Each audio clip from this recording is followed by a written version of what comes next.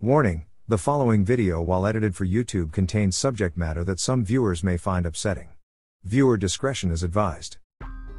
Television game shows and competitions allow the general public to experience a unique opportunity, a bit of fame on network television, and the potential for a financial reward or prize of some description. While the people who end up on these shows go through a vetting process to ensure that they won't do anything to damage the network's brand or slow down the recording process, these checks are often accused of being too superficial and lacking standardized practice. The result of which being people who would go on to commit heinous crimes or had previously committed reprehensible acts ending up on our TV screens. These are the game show winners turned killers.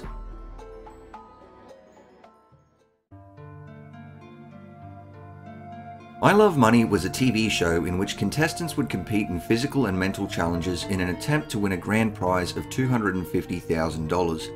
Season 3 began filming in late June of 2009 and concluded in early August, with the winner being declared a man by the name of Ryan Jenkins. This was not the first show Jenkins had participated in, as earlier the same year he was a contestant on the TV show Megan Wants a Millionaire, in which he would receive third place, with the show filming between early February and ending in late March of 2009. Shortly after Jenkins completed his role on Megan Wants a Millionaire, he would be at a casino in Las Vegas where he would meet Jasmine Fiore. 2 days after meeting on the 18th of March 2009, Jenkins and Fiore would be married at the Little White Wedding Chapel on the Vegas Strip. However, this was not a happy marriage, with Fiore's mother claiming that the two fought frequently and that Jenkins was jealous of Fiore's friendship with her ex-boyfriends. In June of 2009, shortly before he was due to go compete on I Love Money, Jenkins would be charged with battery constituting DV and was set to stand trial in December. Allegedly, Jenkins had struck Fiore, causing her to fall in a nearby swimming pool after she had kissed a man by the name of Travis Heinrich. While Jenkins was in Mexico filming I Love Money,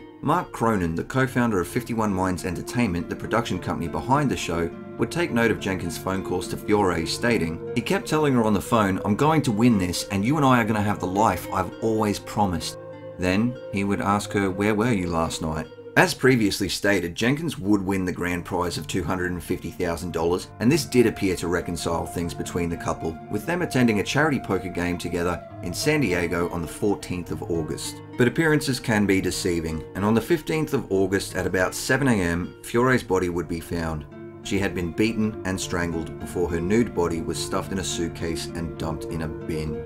At 8:55 PM on the 15th of August, Jenkins would report Fiore as a missing person, and while Fiore's body had already been found, she had not been identified, as her fingers and teeth had been removed in a clear act of forensic countermeasure. On the 16th, Jenkins would be seen leaving his home. He was heading to Nevada to pick up his speedboat, and on the 17th, when contacted by police, Jenkins told them he was in Utah and heading to Canada to sort out an immigration issue. It was on the 18th that Fiore's body would finally be identified, as investigators were able to track down the serial number on her breast implants.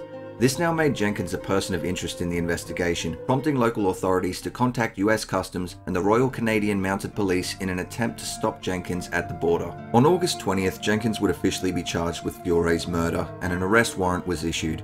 It's unclear as to when Jenkins slipped across the border into Canada. It's estimated to be between the 19th and 20th, but he had made it. And on the 23rd of August, he would be located in a motel in Hope, British Columbia, Canada. He was deceased and had taken his own life.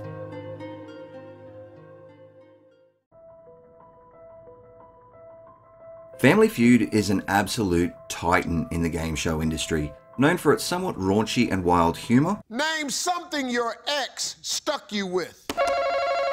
Ebony. His penis. And Steve Harvey's big reactions to silly or otherwise dumb answers. If it were up to me, I'd never blank again. Cheat. Cheat. A 2019 taping of the show that would air in 2020 featured the Bleefnick family, who would go on to win $20,000. It's in this taping that when Timothy Bleefnick was asked a question, he would have this to say. What's the biggest mistake you made at your wedding? Honey, I love you, but said I do.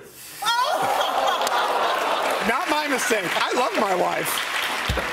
I'm gonna get in trouble for that, aren't I? Now, this isn't too out of place for the show's sense of humour. It's actually pretty common for people to make jokes like this. However, in light of recent events, it becomes far more chilling. Now, moving forward, it is important to remember that these are allegations, and at the time of writing this, the court case is still ongoing, and there are new developments happening frequently. So I'm not going to talk too much about this one, but prosecutors allege on the 23rd of February 2023, Bleefnik entered the home of his estranged wife Rebecca and shot her dead. Rebecca's body was found when she failed to pick up her 3 sons from school. Currently, Bleefnik's defense is seeking to hire private investigators to explore the theory that an unknown prowler or person who is yet to be identified is responsible for this, as he has pled not guilty to his charges of home invasion, murder with intent to kill, and murder with intent to cause bodily damage. Again, I don't want to say too much about this one, the case is still ongoing, but I will keep up to date with it, and if anything interesting develops, I'll put it in the comments down below.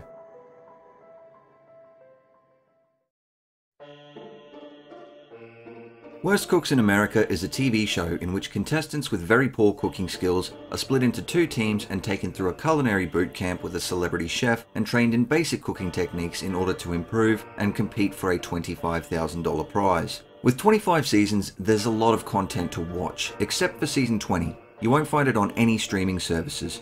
The Food Network removed it from circulation in response to the actions of the season winner, Ariel Robinson. After competing in 2020, Robinson and her husband Jerry, who also goes by Austin, would foster 3-year-old Victoria Smith and her 2 older brothers. Along with their 2 biological children, they appeared to be a very happy family, and in January of 2021, they were just days away from officially adopting the children. This, however, was not to be. On the 13th of January 2021, Robinson took Victoria to church. When they arrived, Victoria threw up on herself and Robinson was seen washing it out in a bathroom sink. When asked by a member of the congregation if Victoria was okay, Robinson said she had simply eaten too much and made herself sick. This did, however, mean that Victoria had to leave the church without her dress as it was wet. The next day, Jerry Robinson would make the following 911 call. You have an emergency. Our daughter is unresponsive. She's drunk a lot of water. We're trying to pump, CPR to get out. What address are you at? Well, I'll get you over to EMS. Don't hang up. Has anyone there tested positive for COVID-19 or had high-risk exposure to COVID-19 positive patients? No. Tell me exactly what happened. Our 3-year-old daughter is choking on water right now. Your 3-year-old daughter is what? Choking on water right now. We need help immediately. Upon arriving, emergency services noticed bruises on Victoria's body. Initially, Ariel claimed this was the result of attempting to perform CPR. However, this didn't seem to make much sense, and when pressed by police, Ariel would claim that Victoria's 7-year-old brother had been rough with her and that he had anger issues. Victoria was rushed to hospital but would not survive. Shockingly, an autopsy revealed that she had died from blunt force trauma and internal bleeding. With Robinson sticking to her story that Victoria's brother had done this despite clearly not being physically capable, investigators turned to Jerry, who told them his wife had beaten Victoria. He said it began the night before when Victoria had thrown up on herself. This angered Ariel, who when leaving the church with Victoria was heard saying, "Oh, you're cold. You're cold. Girls that make themselves throw up deserve to be cold." In the morning, Robinson would again become angry with Victoria for eating her pancakes too slowly. Jerry said it was pretty common for Ariel to get angry with Victoria's eating habits and would, on occasion, hit her with a belt or wooden spoon as some form of punishment for this. While outside doing things, Jerry would hear Ariel giving Victoria a quote-unquote whooping that lasted approximately an hour. Jerry pled guilty to aiding and abetting homicide by CA and agreed to testify against his wife. Ariel, however, again tried to spin a narrative and said this about Jerry during her trial. I think Austin has one of the scariest type of anger issues because he holds everything in and he doesn't let it out. And then when it does come out, it's too much because he bottles it up. There are some nuances to all of this that I have skipped over. For example, Jerry seemed to be very remorseful for his inaction, saying he should have stopped Ariel. But in the end, Jerry was sentenced to 20 years in prison, and Ariel, showing no remorse for her crime and trying to blame everyone that wasn't her, was found guilty of homicide by CA and sentenced to life in prison.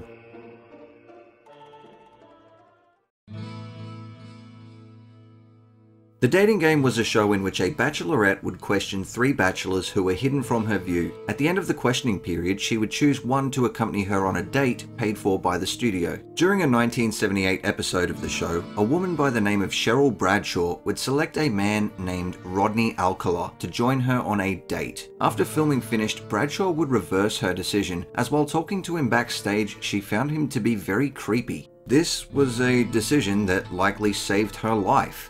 You see, Rodney Alcala was a serial killer in the middle of a spree. In 1968, Alcala lured an 8-year-old girl into his Hollywood home. This was witnessed and reported to police, who upon arriving at Alcala's residence, found the girl alive. However, she had been violated by Alcala and then beaten with a steel bar to the point where she would spend the next 32 days in a coma, followed by months of recovery. In 1971, while still on the run from police, Alcala would find himself living in New York. He would also find himself on the FBI's 10 Most Wanted list. This wasn't enough to deter Alcala, and in 1971 he would take his first life when he killed 23-year-old Cornelia Criley in her apartment. Her murder remained unsolved until 2011. However, it was in 1971 that Alcala would finally be arrested for his initial crime, when 2 children attending an arts camp recognized Alcala on the FBI poster at a post office and reported him to police. He had been working at the arts camp under an alias. After being extradited to California, legal proceedings hit a problem. The girl's family had relocated to Mexico, and they didn't want her to return and testify, having to relive the traumatic experience. Without their key witness, authorities were unwilling to pursue heavier charges, and Alcala was convicted of essentially committing lewd acts with a minor, for which he would spend 17 months in prison before being paroled.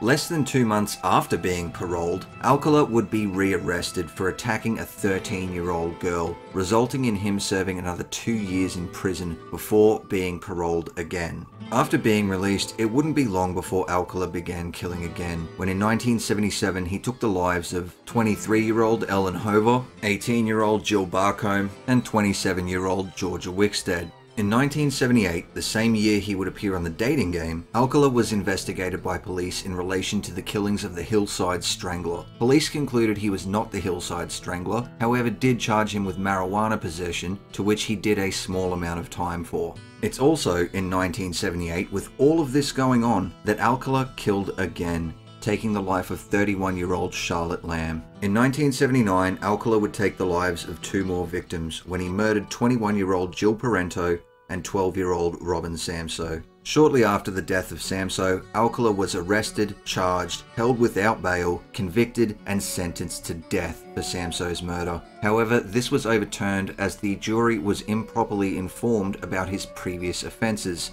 In 1986, he was retried, and it didn't make a difference.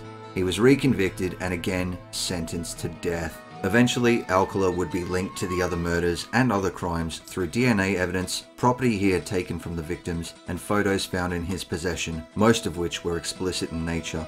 While Alcala did receive 8 convictions, it's believed that based on the photos he had, there were potentially as many as 130 victims, which makes his introduction on The Dating Game all the more creepy. Well, let's see. Bachelor number 1 is a successful photographer who got his start when his father found him in the dark room at the age of 13, fully developed. Between takes, he might find him skydiving or motorcycling. Please welcome Rodney Alcala. Rod, welcome. From the day he was arrested for the murder of Samso, Alcala would never be a free man again. He kept making appeals, occasionally things would be overturned, but with the number of convictions he was fighting, he would never be released.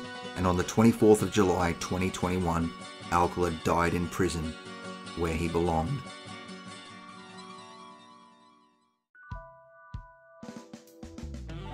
Hey everyone, thank you for taking time out of your day to watch this video, and a special thanks to the $5 patrons, Joseph and JBalls902. I really appreciate it, you guys are great. Sorry this video took me a while, next one won't be as long, in fact it should be fairly quick, so I'll keep you guys up to date with that, and I'll see you all in the next one.